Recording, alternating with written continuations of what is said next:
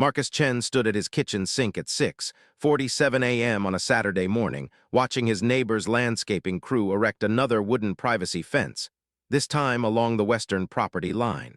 He'd been watching them for 3 hours already. His coffee had gone cold twice. The fence wasn't the problem. The problem was what it was meant to hide. He was 42 years old, a structural engineer who'd bought this house 7 years ago with money saved penny by penny. The modest two-story colonial on Elmbrook Avenue had represented everything he'd worked for since he was 16: stability, ownership, roots. He'd paid cash for half of it. The mortgage on the other half was paid to the penny on the 15th of every month. His neighbor, Diane Hartwell, had purchased the corner lot 3 years ago. Everything about her arrival had been loud.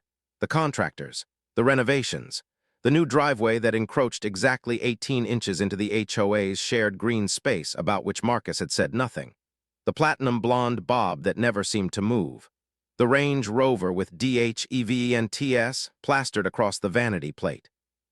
She ran a luxury party planning business. The neighborhood had discovered this very quickly. Marcus had discovered it at 11 p.m. on a Thursday when bass-heavy dance music thundered through his bedroom walls, and he'd gotten up to find 40 people in her backyard, dancing around an infinity pool that had been installed without HOA approval. He'd called the non-emergency line. The police had arrived, looked around, and decided the noise wasn't quite loud enough to warrant a citation. Diane had waved at him from across her property line. She was holding a Cosmopolitan. That had been 8 months ago. The fence crew finally packed their equipment at 2 in the afternoon. Marcus watched them load up. Then he pulled on work gloves and went to check his own mailbox. Inside, he found the latest HOA newsletter. His hands trembled slightly as he read it. Notice of violation, 1247 Elmbrook Avenue, property of Marcus Chen. Non-decorative items visible in front lawn, garden tools, stored supplies. Front-facing side yard landscaping does not meet community aesthetic standards. Failure to remedy within 14 days will result in fines of $50 per day. Marcus looked at his front yard, his carefully organized tool shed, the raised garden beds where he grew tomatoes, basil, and zucchini that he donated to the local food bank. His beloved cherry tree, planted the week he bought the house, now blooming delicately in late spring. He looked at Diane's backyard, visible now through the gaps in her old fence, soon to be invisible behind the new one.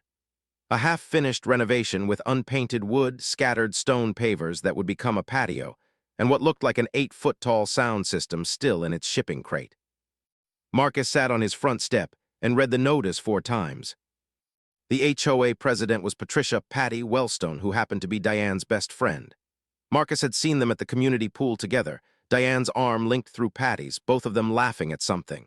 He'd heard through another neighbor, Janet from 2 houses down, who worked in Diane's wedding planning supply chain and felt guilty about it, that Patty's daughter had just gotten engaged and Diane was planning the wedding. For free. That detail was important later. He didn't know it yet. Marcus called the HOA office on Monday morning and asked to speak to someone about the notice. A woman named Brenda, who sounded tired, explained that the rules were the rules. "I have a garden," Marcus said quietly. "I grow vegetables for the food bank." The guidelines state that all landscaping should maintain consistent aesthetic standards. "And my neighbor has construction equipment in her driveway." Silence, then, "I'll need to look into that." The construction equipment remained in Diane's driveway for another week. The violation notice on Marcus's garden did not get rescinded. Instead, after 6 days, he received another one about a tool shed that had been there for 7 years. He went to the next HOA meeting. 47 people lived in the Elmbrook community. 23 attended the meeting, held in the clubhouse, a beige rectangular building that smelled like coffee and disappointment. Patty Wellstone sat at a folding table wearing a cream-colored blazer that probably cost what Marcus spent on groceries in 3 months. "Thank you all for coming," Patty said brightly, rapping a gavel that nobody had authorized. "Let's start with community reports." Diane wasn't there, but her influence hung in the air like expensive perfume. Marcus raised his hand during the violation section. "Yes," Patty smiled at him without recognition, though they'd lived 2 houses apart for 3 years. I received 2 violation notices in 5 days regarding landscaping that's been on my property for years. I'm wondering about the enforcement criteria. Patty's smile tightened. We're raising community standards. It's in everyone's best interest. I'm noticing enforcement seems to be applied inconsistently. My neighbor at 1249 has had construction materials in her driveway for over 2 weeks, and I haven't seen. That's a temporary situation, Patty interrupted, her voice now cool. Part of an approved renovation project.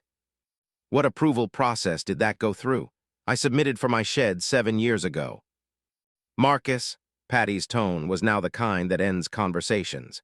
If you have concerns about specific enforcement decisions, you're welcome to submit a formal request for review.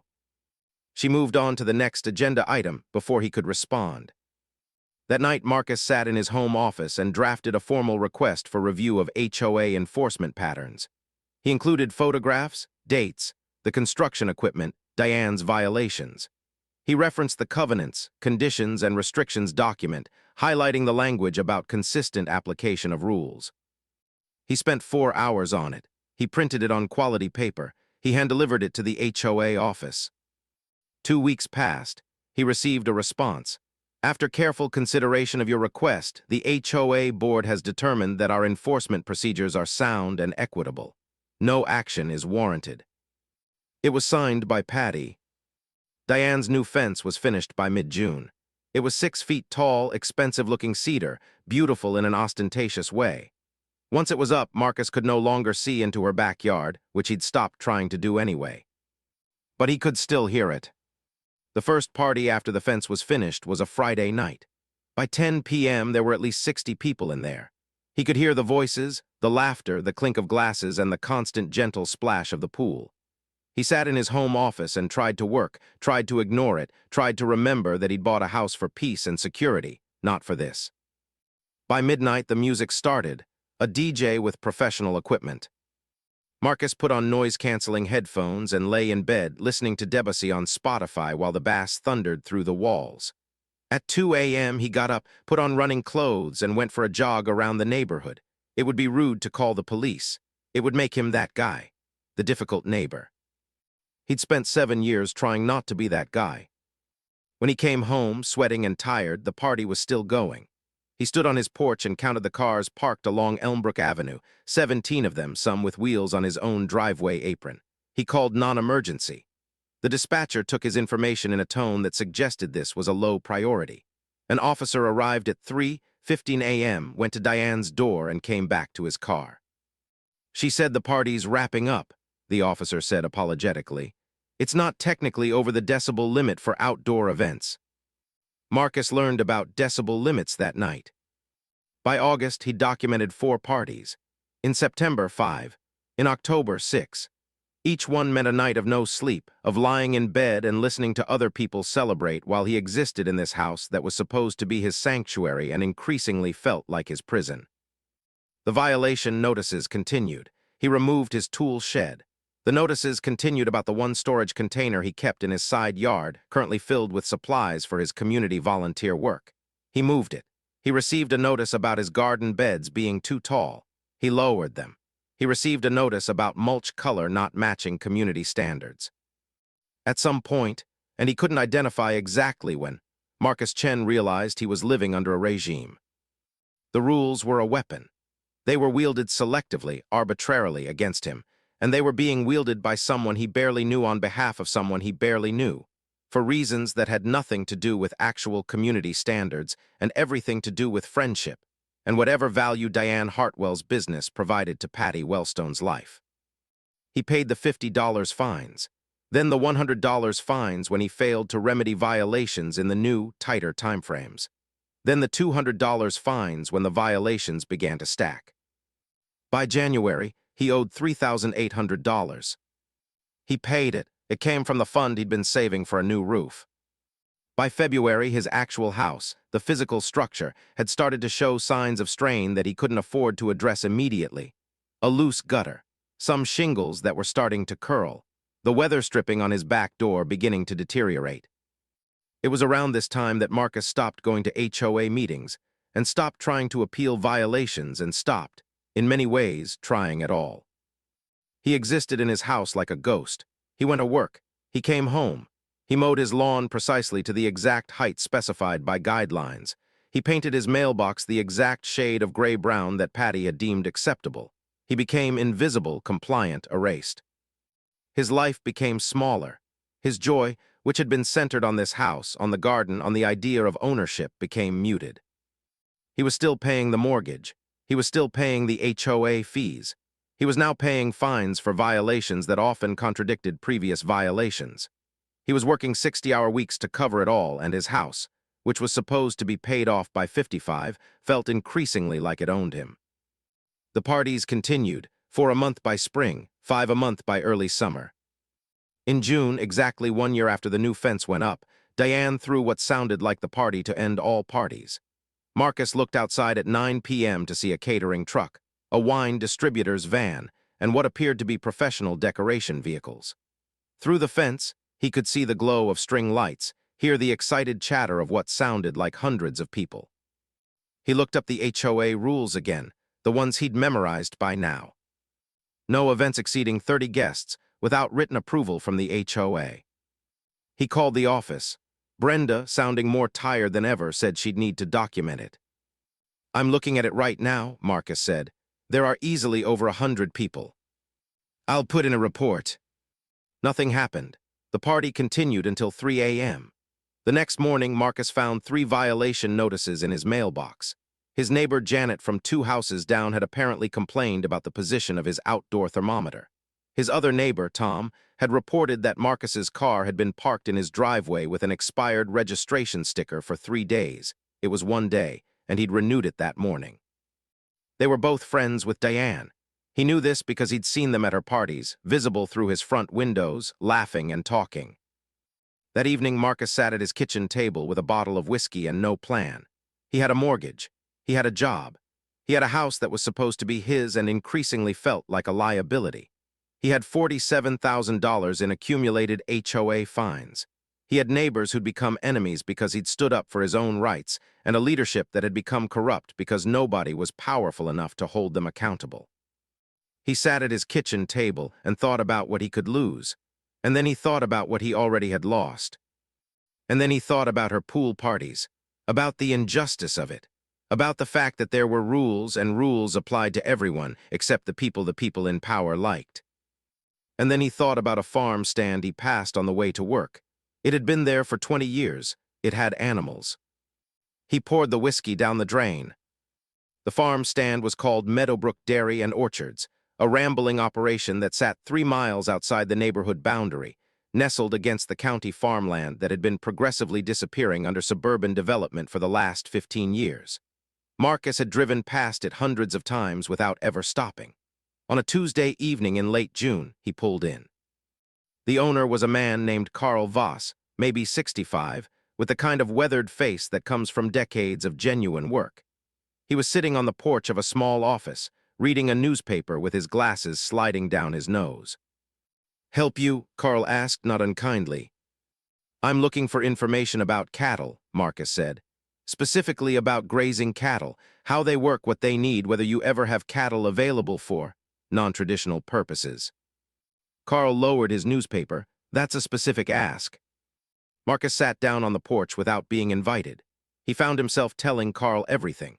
He told him about Diane and Patty and the violation notices and the parties and the systemic unfairness and the feeling of being trapped in his own house.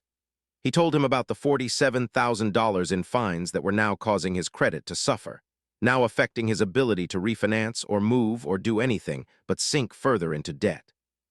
He told Carl what he was thinking about doing. Carl didn't say anything for a long time. Then he walked inside. Marcus heard him talking on the phone. When he came back out, he had a beer in each hand and a look that suggested he'd made a decision. "I got 3 Holsteins," Carl said, sitting back down. "Good-natured animals. One of them, Bessie, she's about 1,400 pounds of pure chaos. Gets through fences if she wants to. Loves new environments. Loves eating expensive plants. Gets bored real easy." Marcus accepted the beer. "I'm not asking you to." "I'm not offering," Carl interrupted. But I will tell you this, that farm stand that's across the county line, the one owned by the family whose land is being taken for a development project. They lost their court case last week. 20 years of business gone. Their animals need homes. The county's got them in temporary housing. Official relocation's supposed to happen in 3 weeks, but right now, nobody's watching them too careful.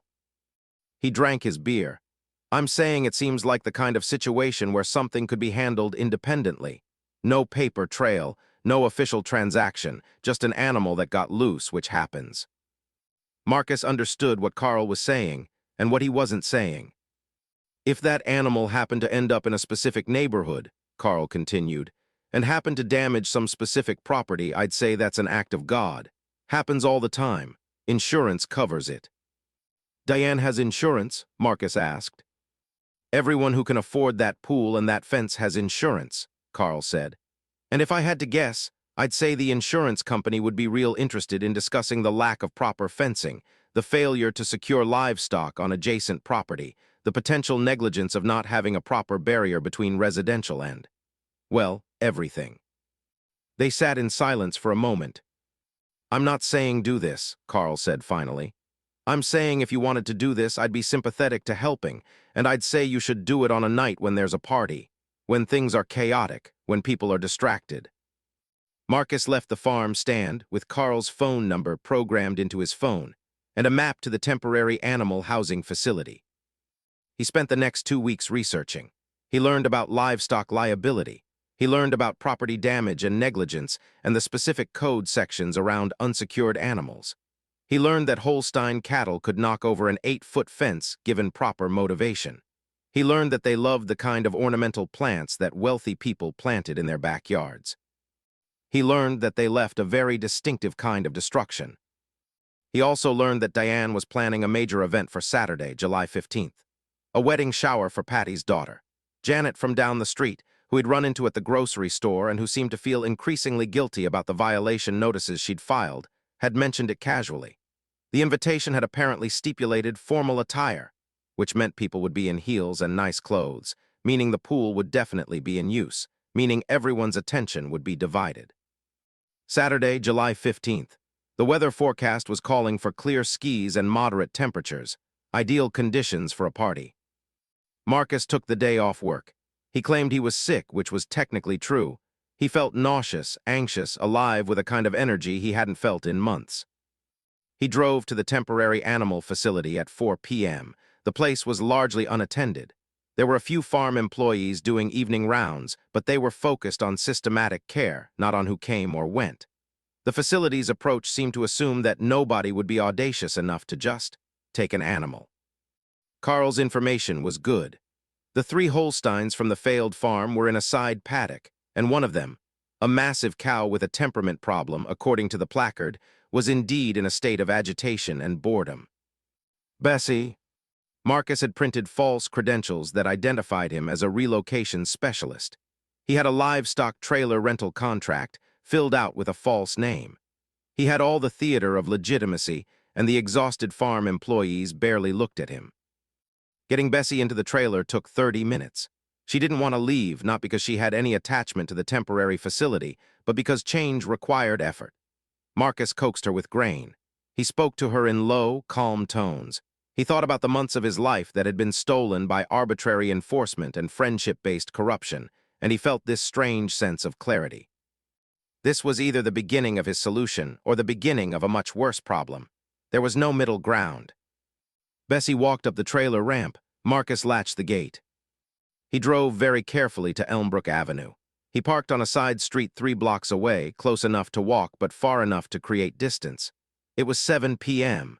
Diane's party was in full swing. He could hear the music from 2 houses away. He had a lead rope and a halter. He had a basic plan based on Carl's observations.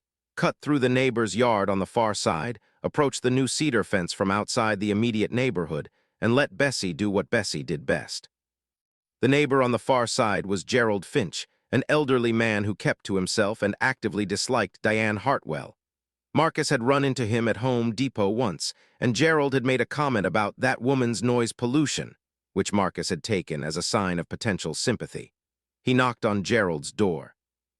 Gerald opened it, saw Marcus, and seemed to understand immediately. He didn't ask questions, he just stepped aside. "Gates unlocked," Gerald said. "My sympathies, son." Marcus led Bessie through Gerald's back property. She walked with a kind of bovine indifference to circumstances that made her perfect for this. Her hooves clipped against the patio, across the grass, to the rear of Diane's property. The cedar fence was 6 feet tall and well-made. It was also just 6 feet tall, and Bessie was significantly motivated when she saw the ornamental plants on the other side. It took 3 attempts. On the 4th, with Marcus giving her a boost from behind and Bessie applying her considerable weight against the fence, a section of cedar splintered. The fence wasn't engineered for a 1,400-pound cow applying focused pressure. The section cracked, and Bessie, as if she'd been waiting for this invitation her entire life, pushed her way through. Marcus heard the fence crack from 50 feet away. He heard the first scream a second later. He led Bessie back through Gerald's yard and to the trailer. Gerald, standing in his doorway, gave Marcus a thumbs up.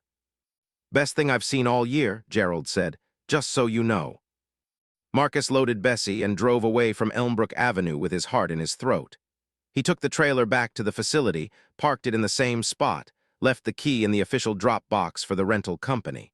He left the credentials in the employee office. He drove home very carefully, at exactly the speed limit, and called Carl. "It's done," he said. "Good luck," Carl replied and hung up. Marcus went home. He sat on his porch in the darkness. He could still hear the chaos from Diane's backyard. The screams had become shouts, the music had stopped, the sounds of panic and confusion mixing with what sounded like animal distress. At some point, sirens arrived, multiple sirens. Marcus forced himself to go inside to act like a normal person who didn't know what was happening. He made a sandwich he couldn't eat. He put on the news, but there wasn't anything yet. The evening was too new.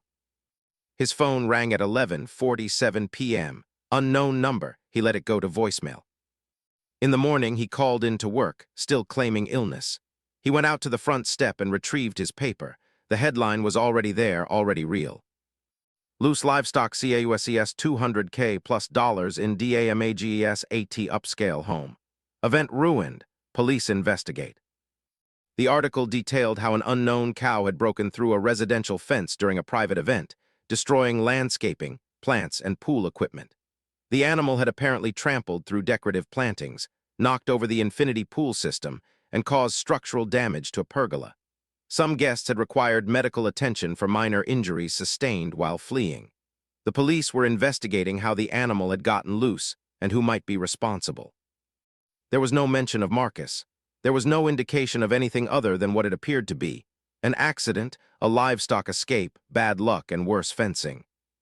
But there was something else in the article. A quote from Diane, apparently given to the reporter. "This has been incredibly traumatic.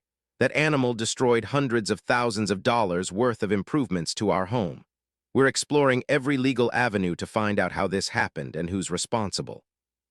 And then, almost casually, "It's particularly cruel because we're already dealing with a community that doesn't appreciate what we bring to the neighborhood.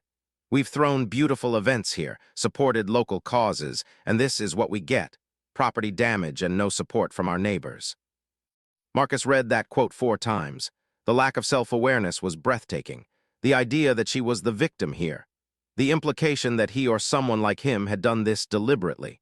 The audacity of claiming that throwing expensive parties was community contribution. He spent the afternoon watching his phone. Patty called at 3 p.m. demanding to know if he knew anything about what had happened. He said he didn't. She asked if he'd seen anything unusual the previous evening. He said he'd been home, hadn't seen anything. She said this was a serious matter and that she hoped he understood the severity of livestock attacks. He didn't know if she was calling everyone in the neighborhood or just him. Either way, he said the right things, expressed appropriate concern, and hung up. By evening, the news had expanded. The insurance company was investigating. Animal control had been brought in. The police were looking at the livestock facility where the cow had apparently been kept, though records showed the cow was supposed to be relocated on July 16th, which was tomorrow, which meant it was definitely a clerical error on someone's part, nothing suspicious. Carl had covered the tracks well. By July 18th, a narrative had solidified. The animal had escaped from an understaffed temporary facility. Nobody could be held responsible. The facility had insurance. Diane's insurance would fight Diane's insurance, and eventually lawyers would decide who paid for what. The animal had been recovered and returned. Animal control had filed reports. The police had determined that no crime had been committed. It was simply an accident, a result of poor security at the facility. The case would likely close within weeks. Marcus waited for the follow-up violation notices. He was fairly certain they would come, that somehow this would be turned into another excuse to fine him for something, anything, to demonstrate that the rules still applied. Instead, 3 weeks after the incident, he received his first notice in months, not a violation notice, but a bill reduction. The HOA had made a clerical correction, and 50% of his accumulated fines were being reversed due to enforcement inconsistencies. The remaining fines would be forgiven within 90 days if he brought his property into compliance with current standards. Patty didn't sign the letter, Brenda did. Marcus understood what this was, a settlement without acknowledgement, an admission without confession, a way of making the problem go away without having to say why. He brought his property into compliance by August 15th. By September 1st, his fines were forgiven. His mailbox stopped receiving violation notices. The parties at Diane's house stopped.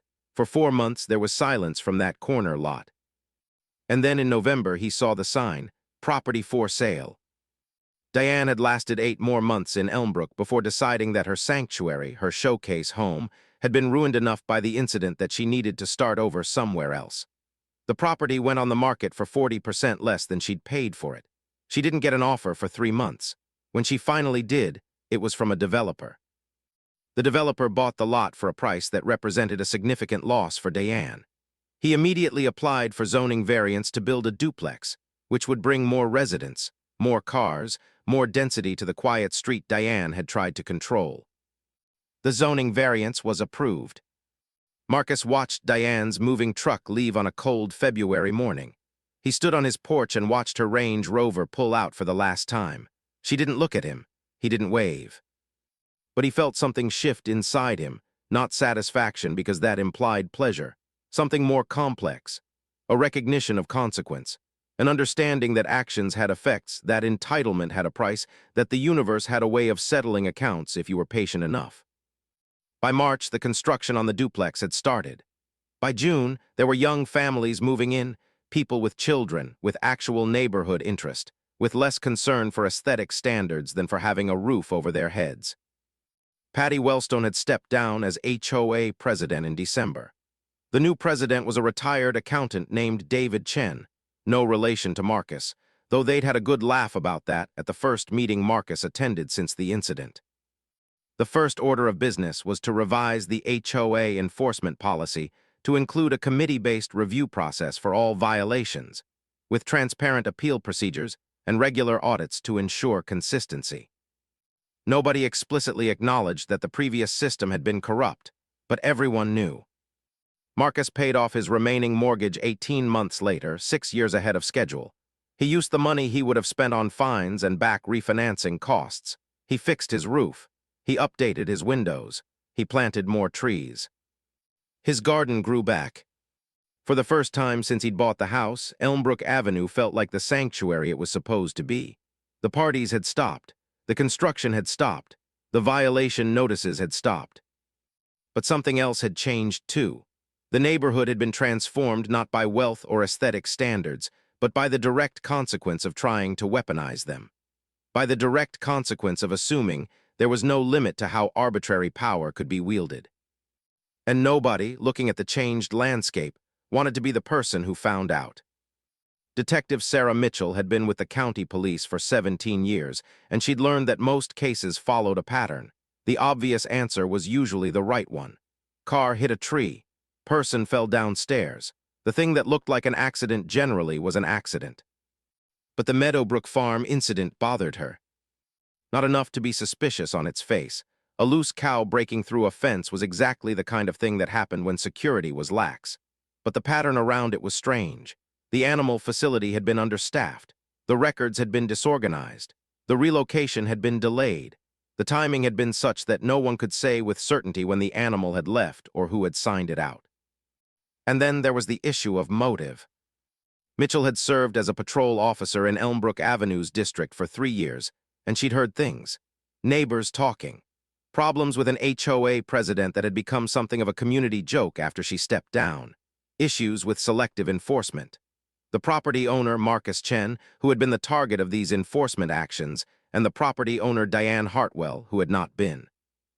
The fact that the animal had gone directly into Diane's backyard, destroying specifically the property that Diane had been showing off to the neighborhood, felt statistically improbable for a random escape.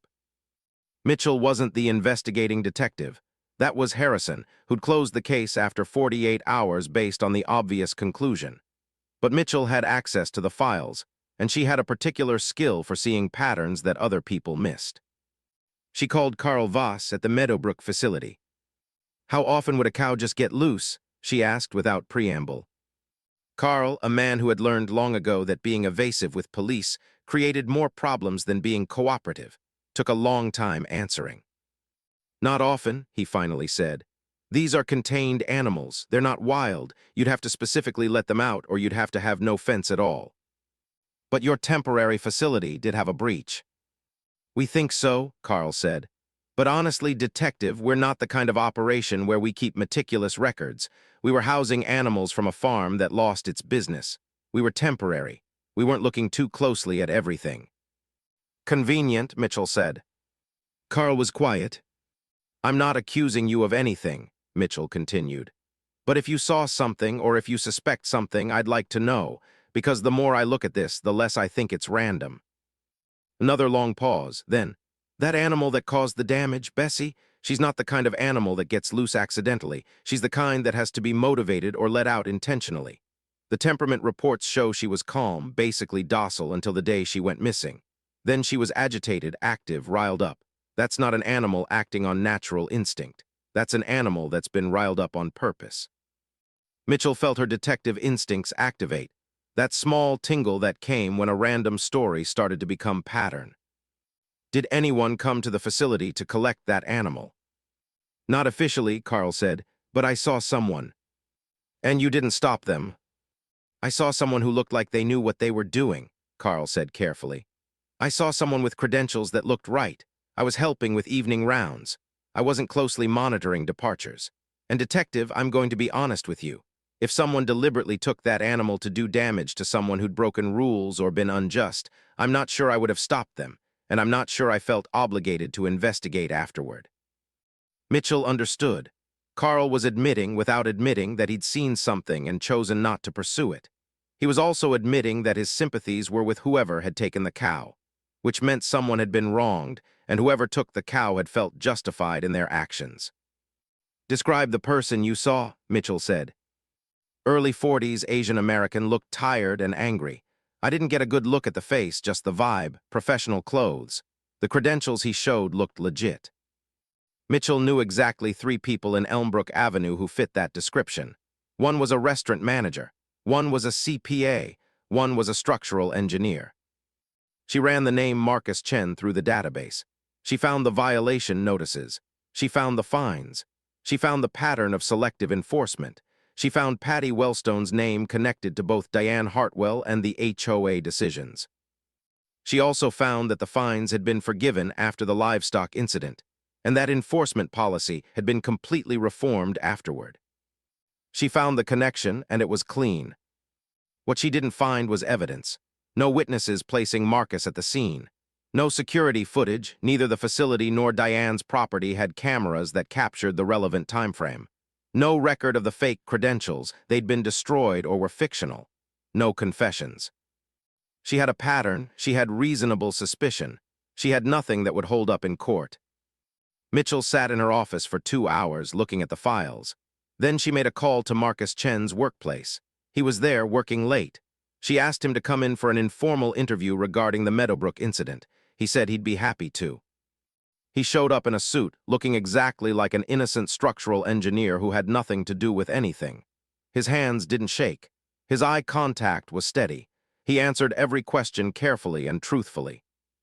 He had been home the evening of July 15th. He had not seen anything unusual. He did not know anyone at the Meadowbrook facility. He had no knowledge of how the cow had escaped.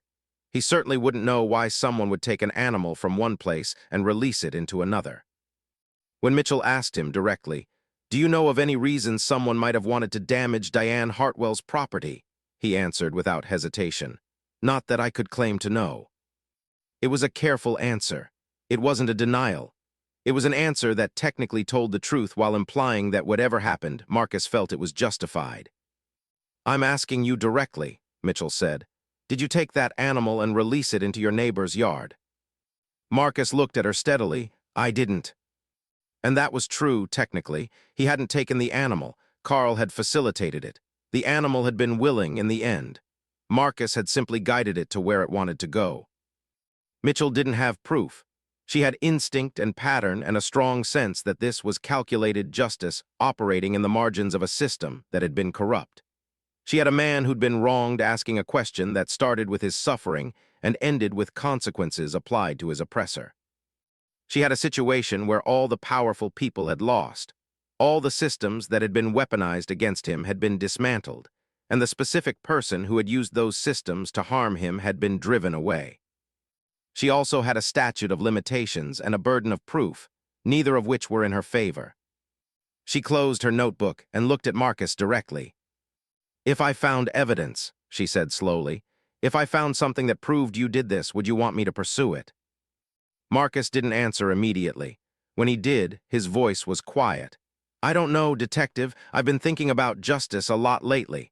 I've been thinking about whether the system's supposed to protect people or protect itself. I've been thinking about what's owed to people when the system fails them." "The system didn't fail you," Mitchell said. "An HOA operated in a corrupt manner. There were legal avenues available." "Which I tried," Marcus said, "and which were controlled by the people I was trying to challenge. So the system didn't fail. It worked exactly as designed for the people who controlled it." Mitchell understood what he was saying. She understood that Marcus had taken justice into his own hands because the legal system had provided him no other way. She understood that he felt in his bones that what had happened to Diane was simply consequence, not crime. She also understood that she was a police officer and that her job was to enforce the law, even when the law had been weaponized incorrectly against someone, who then corrected it through illegal means. "I'm going to close this investigation," Mitchell said finally. "The case files will show that the animal was taken by person or persons unknown, likely from the facility due to poor security, and released in a residential area.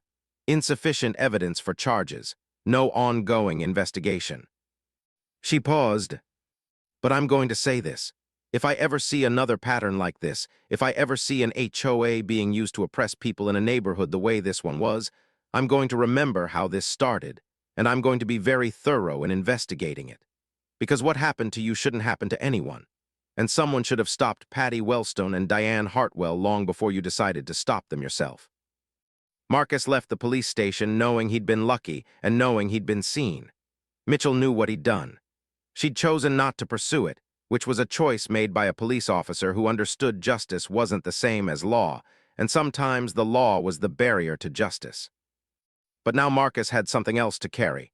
The weight of being seen, of being known, of existing in a complicated space where guilt and innocence weren't simple categories. 2 weeks later, he received a call from Janet, his neighbor from down the street. She was crying. "I'm so sorry," she said. "I'm so sorry for what I said about your property. I'm so sorry for filing those complaints. I was just trying to. I don't know what I was trying to do. Diane made me feel like I had to be on her side or she'd turn on me. I turned on you instead." Marcus said it was okay, even though it wasn't. "It's not okay," Janet insisted.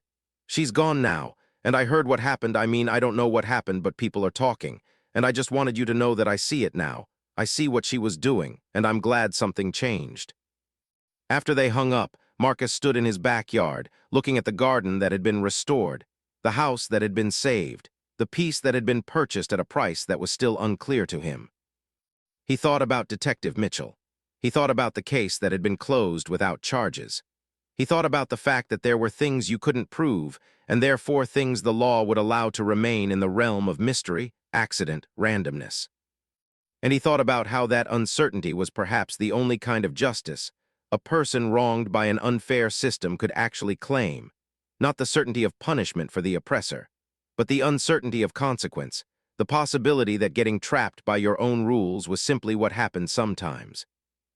By September, a new family had moved into Diane's house.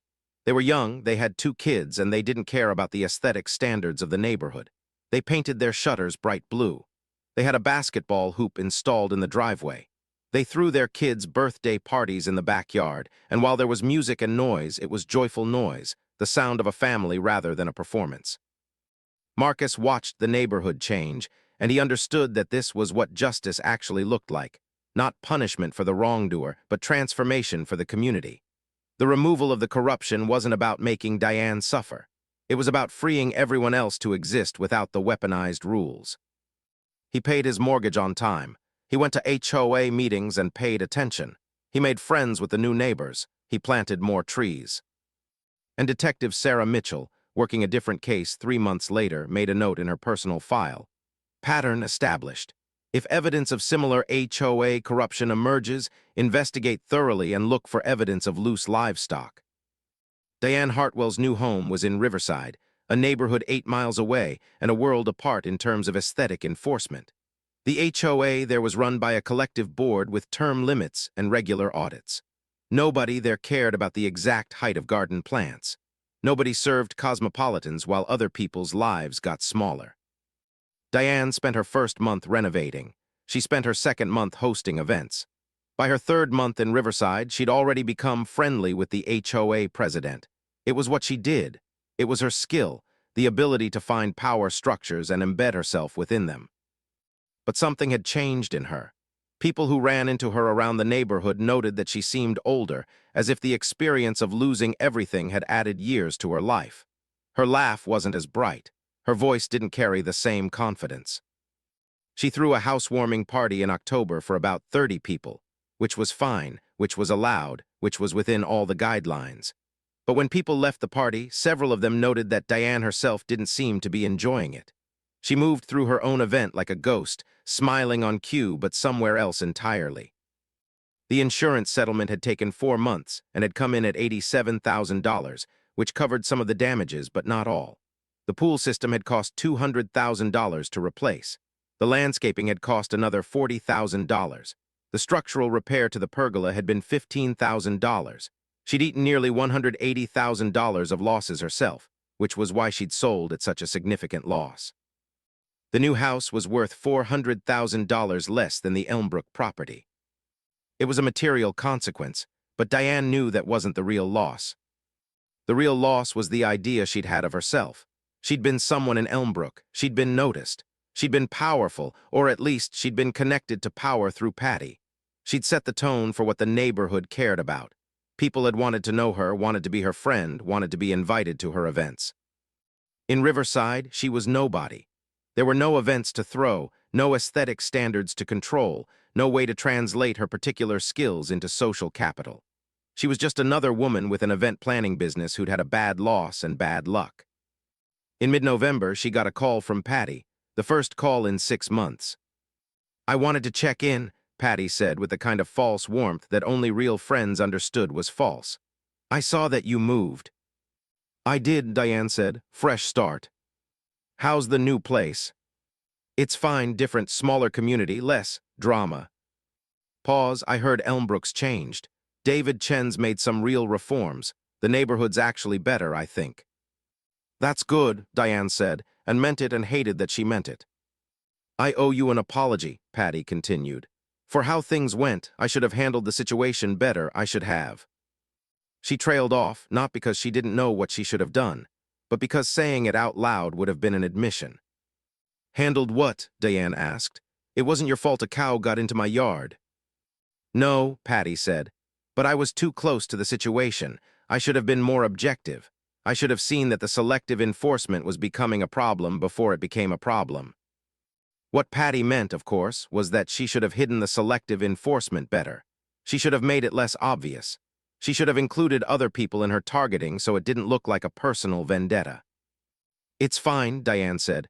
"Water under the bridge or cow through the fence, you know." They both laughed, but it wasn't a real laugh. "Are you happy there?" Patty asked. Diane thought about that question for a long time. Was she happy? She had a house. She had a business that was theoretically viable. She had the capacity to throw events if she wanted to. She had money, though less than she'd had before. But what she didn't have was the thing that had made her happy in Elmbrook, which was the power to make other people unhappy. It was the ability to navigate the world in a way that hurt someone else while benefiting herself. It was the knowledge that the rules applied to other people, not to her. "I'm managing," Diane finally said. After they hung up, Diane made a decision. She called a real estate agent. She'd put the Riverside house on the market. She'd move again. She'd find somewhere new where she could establish herself, where nobody knew about the cow, where she could rebuild the version of herself that had felt powerful. She'd spend the next 5 years moving. Austin, Denver, Charleston, every place she went, she'd try to recreate what she'd had in Elmbrook, and every place she went would disappoint her. Because Elmbrook had been unique, Patty had been unique, the specific constellation of power structures had been unique, and she'd extracted everything she could from it and then burned it down through her own entitlement. She would eventually stop throwing parties altogether. She would eventually stop trying to move. She would eventually be just a woman who'd had a difficult experience and had learned to live more quietly. But that was later. In November, in her new house in Riverside, she was still in the phase of believing that the next place would be different, that she hadn't fundamentally lost something about herself. Meanwhile, in Elmbrook, life had continued forward in ways that would have been impossible before. Marcus attended every HOA meeting. He ran for the board. By his 3rd year, he was secretary. By his 5th, he was president. He implemented the transparent appeal process that David had started. He added a rule that no violation could be filed against a property unless the same violation existed on at least 3 other properties in the neighborhood. He instituted annual audits and brought in an external firm to review enforcement patterns. The neighborhood became boring, which was exactly what it should have been. Nobody was punished arbitrarily. Nobody was targeted. Nobody had rules wielded as a weapon. It was peaceful in the way that places are peaceful, when power is distributed and transparent. Gerald Finch, the elderly neighbor who'd let Marcus through his yard, became friends with Marcus. They'd have coffee on weekend mornings and talk about neighborhood issues. Gerald would occasionally mention the fence, would occasionally reference that night, and Marcus would smile and redirect the conversation. But there was understanding there, an acknowledgement between 2 men that something necessary had happened, and that some things didn't need to be discussed in detail to be understood. Janet, the neighbor who felt guilty, eventually became a genuine friend. She volunteered with Marcus at the food bank. She stopped trying to curry favor through social climbing. She lived, by most measures, a better and less stressful life. The children of Elmbrook grew up in a neighborhood where the rules applied equally, where the aesthetic standards mattered less than the community, where people could have gardens and tool sheds and different colored shutters without fear of arbitrary punishment. By the time 7 years had passed since the incident, very few people in the neighborhood even remembered the specific details. They knew that Diane Hartwell had moved away after an accident with livestock. They knew that the HOA had undergone reforms. They knew that things were better now.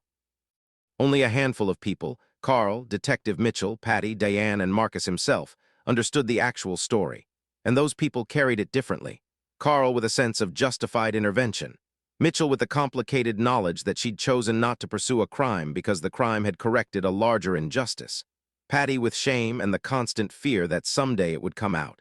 Diane with the bitterness of having been removed from power. Marcus with the weight of having taken justice into his own hands. But even Marcus's understanding had changed. 7 years after the incident, he didn't think of it as vigilante justice anymore. He thought of it as a moment when the system had been so broken that it had required something outside the system to fix it. He thought of it as a necessary disruption, like cauterizing a wound to stop the infection. He also understood that it could never happen again, that he could never live in that desperate space between injustice and correction. He'd paid a price for it too, the knowledge of what he was capable of, the understanding that he could move outside the bounds of law if the circumstances justified it enough. It had changed him. It would always change him. On the anniversary of the incident, 7 years later, Marcus stood in his backyard and looked at the garden. The cherry tree had grown huge. The tomatoes and basil and zucchini came in abundantly. He donated more food to the food bank now than he ever had before. His mortgage was paid. His roof was solid. His house was his in a way it never could have been before, not just legally, but spiritually, practically, completely. He'd won by any measure he'd won. The oppressor had been removed. The corrupt system had been reformed. He'd survived and thrived. And yet, he'd also become the kind of person who could arrange for livestock to destroy someone's property. He'd become the kind of person who could live with that knowledge, who could justify it, who could move forward without the crushing guilt that he thought should accompany such an act. Maybe that was what power actually was, not the ability to enforce rules arbitrarily, but the ability to live with moral compromise. Maybe what Diane had learned and what Marcus had learned was that power always had a cost, and the cost was always paid in some version of yourself. He watered his garden. He thought about Carl, probably still at the farm stand, carrying the secret that he'd facilitated justice. He thought about Detective Mitchell, probably still working cases, remembering the conversation they'd had about systems and their failures. He thought about Diane, somewhere, maybe happy, maybe not, but definitely changed, definitely diminished, definitely no longer the woman who threw parties and decided the aesthetic standards of the neighborhood. And he thought about Patty, still living on Elmbrook Avenue, still navigating the neighborhood she'd tried to control and had lost control of. They saw each other at community events. They were cordial. They never spoke about what had happened. On warm evenings, Marcus would sit on his porch and listen to the sounds of his neighborhood. Children playing, families talking, people living their lives without the constant fear of arbitrary punishment. And he would tell himself that it had been worth it, that the cost had been acceptable, that justice, even justice obtained outside the legal system, was still justice. Patty Wellstone was diagnosed with early-onset Alzheimer's at age 56. The irony was so sharp that everyone in the neighborhood felt it. She was losing her memory exactly as she'd tried to control everyone else's by wielding the past as a weapon. She'd stepped down as HOA president 15 years ago. She'd lived a relatively quiet life after that, never quite recovering her social standing, never quite rebuilding the sense of importance she'd had when she was the person who decided what was acceptable and what wasn't. She'd thrown a few events, tried to maintain friendships, attempted to stay relevant. But everyone remembered. Everyone knew that she'd operated a corrupt system. Everyone understood, even if they never explicitly said it, that she deserved what had happened to her and what had followed. By the time the diagnosis came, she'd become something of a neighborhood fixture who people saw but didn't interact with. A woman who'd had power and had lost it. A cautionary tale about what happened when you wielded authority without wisdom. Marcus learned about it through Janet, who'd heard through someone else who attended Patty's church. It was September when Patty started forgetting things, small things at first, then bigger things. By December, she'd had to move into an assisted living facility because her daughter couldn't manage her care alone and she couldn't be trusted to live independently anymore. Marcus didn't feel satisfaction at this news. He felt something more complicated. Sadness, maybe. The understanding that Patty's loss of memory, her loss of self, was a form of consequence that was almost crueler than anything external could have been. He visited her once. He didn't tell anyone, he didn't announce it. He just went to the facility on a Tuesday afternoon and asked to see her. Patty was sitting in a common room, wearing a cardigan that had probably been expensive once, but was now worn soft from repeated washing. She didn't recognize him at first. Then something flickered across her face, a memory of a memory, not quite present but not quite gone. "Marcus," she said, testing the name like she was trying to remember if it was correct. "Hi, Patty," he said, sitting across from her. "I know you," she said, "from somewhere, but I can't remember where." "The neighborhood," Marcus said. "We lived on the same street." "Elmbrook," Patty said, and the word seemed to hurt her, seemed to pull up something painful that her brain was struggling to process. "I was the president. I made rules." "You did," Marcus said gently. "Was I fair?" she asked, and her voice was suddenly small, vulnerable in a way it had never been when she had power. "I'm trying to remember if I was fair." Marcus considered lying. He considered saying yes, that she'd done a good job, that she'd been fair and reasonable and kind. He considered giving her the mercy of false memory in her actual loss of memory. But he didn't. "No," he said. "You weren't. You used the rules to help your friends and hurt people you didn't like. You made my life very difficult for several years." Patty's face crumpled, not with anger but with something that looked like recognition. Like somewhere deep in her failing brain, she knew this was true. She'd always known it was true. She'd just refused to acknowledge it. "I'm sorry," she said, and she meant it. But whether she was sorry for what she'd done or sorry for getting caught and then punished by the dissolution of her own mind, Marcus couldn't determine. He talked to her for about 15 more minutes. She asked him 3 times if she knew him. Each time he said they'd lived near each other. Each time she seemed to accept this information like it was new. As he was leaving, she said something that stopped him. "I feel like I lost something, something important, but I can't remember what it was." "Power," Marcus said quietly. "You lost power." She nodded like this made sense to her, even though she couldn't quite remember what that meant. He never visited again. By the following spring, Patty had progressed to the point where she didn't recognize her own daughter. Within 2 years, she was completely nonverbal. She lived for 7 more years in that state, eating soft foods, being cared for by professionals, existing in a way that suggested the shell of a person but not the person herself. People in the neighborhood would occasionally mention her, would occasionally remember her years of power, would occasionally feel guilt about not visiting. But mostly, they forgot about her the way they forgot about things that were no longer relevant to their lives. Marcus thought about her frequently, but not in a way that felt like guilt. He thought about how consequence worked, about how the universe seemed to have decided that taking power arbitrarily had a cost, and the cost was often paid in the very thing that had been used to wield that power: clarity of mind, social importance, the ability to affect the world. He thought about Diane, who was still alive somewhere, probably still trying to throw parties, probably still trying to re-establish the version of herself that had felt powerful. And he thought about how she would probably spend her entire life trying to recreate something that had been unique to a specific moment and place. He thought about Carl, who died of a heart attack 5 years after the incident, probably never fully understanding how important his action had been, probably just having seen a wrong and helped correct it. He thought about Detective Mitchell, who'd retired from the police force after 23 years and who'd sent Marcus a brief note saying, "You did the right thing, even if the law wouldn't have agreed with you. I hope life has been better since."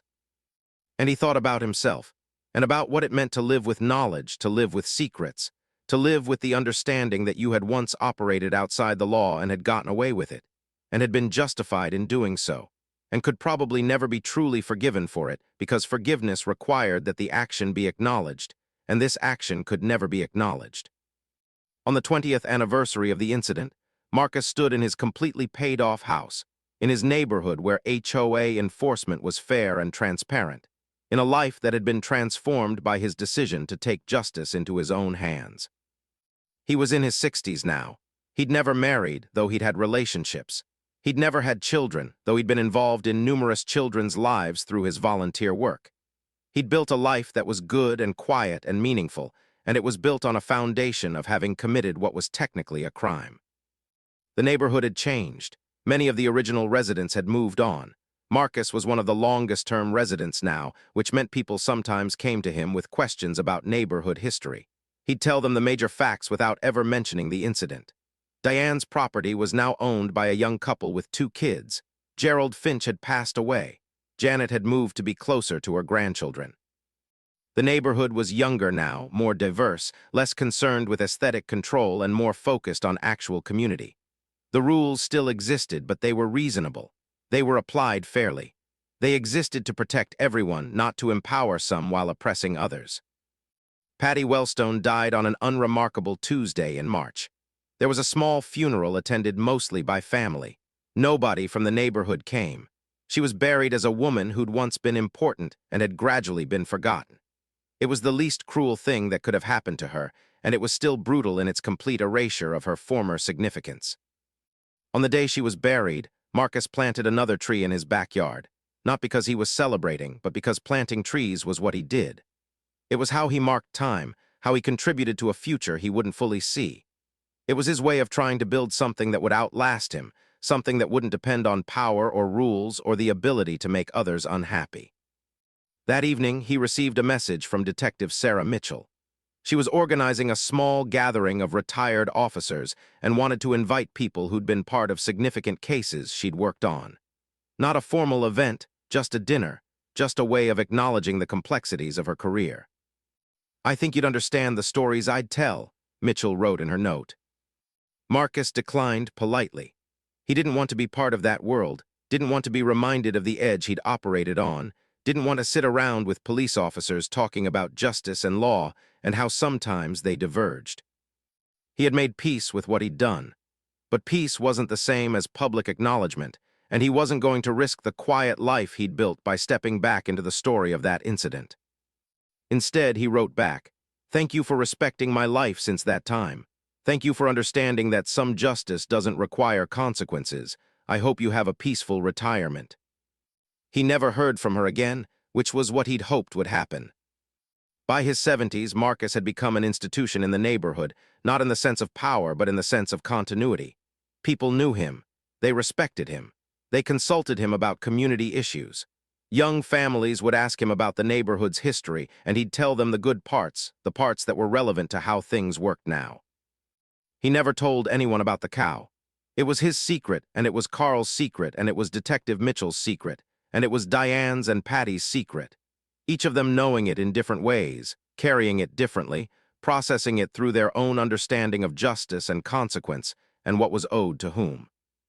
He wondered sometimes if Carl would have considered what they'd done just. He wondered if Mitchell would defend it if she were still working. He wondered if Diane ever thought about that night and what it had cost her. He wondered if Patty, in those early moments of her disease when she could still think clearly, had processed the connection between her actions and her consequences. But mostly he didn't wonder, mostly he lived. He continued to volunteer at the food bank. He continued to attend HOA meetings and make sure the rules were fairly applied. He continued to garden, to plant trees, to contribute to a neighborhood that had become what it should have been all along. A place where everyone was treated fairly, where power was distributed, where the rules applied equally. On quiet evenings, he would sit on his porch and listen to the sounds of children playing, families talking, people living lives that weren't constrained by arbitrary power structures. And he would think that it had been worth it. Not the cow, not the damage, not the risk he'd taken, but the result. The transformation of a community from one ruled by entitlement into one based on equity. Whether that justified the means, he would never entirely decide. It was the question that lived with him in the quiet moments, that woke him sometimes from sleep, that asked him, "Are you a good man who did a bad thing, or a bad man who did a good thing?" The answer he'd learned was that the question itself was too simple. Humans were always both things. Power always had costs. Justice was always complicated. He watered his garden. He tended his trees. He lived quietly with what he'd done. And sometimes, on warm summer evenings, he would remember the sound of that fence breaking, the moment when Bessie pushed through the cedar and chaos entered that carefully controlled backyard. And he would let himself feel, just for a moment, the satisfaction of consequence applied, of entitlement met with its own metric, of power being checked by someone brave or desperate or angry enough to operate outside the rules. And then he would go inside, lock the door, and live the life that chaos had purchased. 25 years after the incident, a young journalist named Riley Chen, distantly related to Marcus, though they'd never met, began researching the history of HOA enforcement patterns across suburban communities. She was writing a dissertation on how neighborhood governance structures could either protect or oppress residents. She found the Elmbrook Avenue case study through public records and was fascinated by the sudden shift in enforcement policy 15 years prior. She interviewed current residents. She interviewed David Chen, who was no longer on the board.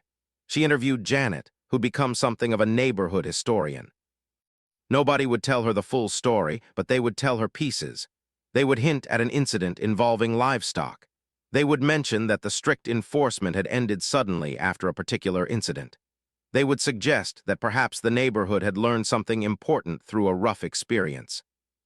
When she asked Marcus directly, he was polite and declined to be interviewed. He said the neighborhood's past was less important than its present, and the present was good, and that was what mattered. But Riley kept digging. She found Detective Sarah Mitchell, now retired for decades, and when she explained what she was researching, Mitchell finally told her the truth. Not all of it, not the specific details, but enough that Riley could understand the story had been intentional, strategic, that someone had been wronged enough to take justice into their own hands. "Was it wrong?" Riley asked her. Mitchell considered this for a long time. Yes, she finally said. It was technically and legally wrong. It was also just. Those aren't the same thing, and sometimes they're not even compatible. But in this case, I think the wrongness was necessary to correct a larger wrongness. So whether that makes it right, I don't know. I'm not smart enough to answer that question. But I know the neighborhood is better now than it was, and I know the person who did it has lived a good life since, and I know the person who was hurt has learned something valuable, even if she'll never admit it. And I think that's as close to justice as we get in this world. Riley's dissertation became a book, and the book eventually got published, but she never mentioned the specific neighborhood or the specific people. She used the story as a case study of how power operates in bounded communities and how sometimes disruption is necessary for systems to reform. The book sat in libraries for decades. Marcus read it once and understood that Riley Chen had figured out the story without being told. He respected her enough not to reach out to her, not to confirm or deny anything. The story would exist in the realm of educated speculation, which was where it belonged. By the time Marcus died at 84, the incident had been forgotten by the neighborhood, remembered only in vague terms as that thing that happened years ago, understood by almost nobody, known fully only by a handful of people, most of whom were also dead. But the effects remained. The fair HOA enforcement, the community that was equitable and transparent, the gardens and trees and lives that were built on the foundation of what Marcus had done when he was pushed into a corner and decided to push back. Sometimes systems require disruption. Sometimes justice operates outside the law. Sometimes the cost of doing the right thing is becoming someone you didn't plan to be. And sometimes, if you're very lucky, the world improves enough that the cost feels acceptable, even if it never fully disappears. The cherry tree Marcus planted on the day Patty Wellstone was buried lived for another 40 years. It produced cherries that children picked and ate. It provided shade on hot summer days.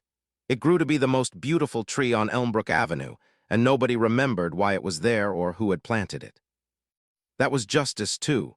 The kind that lived quietly, that didn't require acknowledgement, that just made things better while staying invisible.